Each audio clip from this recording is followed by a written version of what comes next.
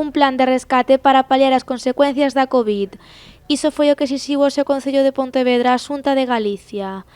A situación sanitaria continúa empeorando en toda a comunidade e por iso o Goberno local cre que chegou a hora de dar un paso adiante na recuperación económica.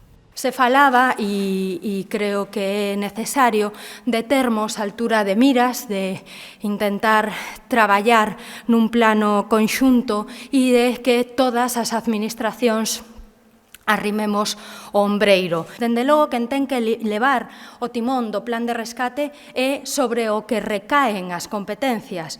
E, por tanto, que lle pedimos á Xunta de Galiza que se poña máis á obra para a elaboración deste plan de rescate estructural, un plan de rescate para todos eses sectores económicamente afectados. Segundo Anabel Gulías, neste plan de rescate deberían participar tanto a Xunta de Galicia como as deputacións e os concellos.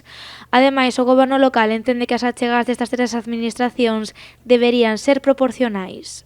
A cantidade de recursos debe ser igual e debe ser porcentualmente equivalente. É dicir, se a Xunta de Galiza pon un 1% dos orzamentos en riba da mesa, as diputacións deben poñer un 1% e os concellos debemos por un 1%. A Xunta puxo en riba da mesa un plan de rescate de uns 22 millóns de euros, o que supón un 0,19 do seu orzamento total. Sen ir máis lonxe, as axudas Supera 20 supuxeron un 1,6% do seu orzamento. O Concello de Pontevedra cree que este plan de rescate deberá ser inmediato pola situación agonizante que se está a vivir en toda a comunidade e, en especial, no sector servizos. Pedimos pasar a acción. Pedimos un gran acordo entre todas as institucións galegas e pedimos que neste acordo que sexa participado,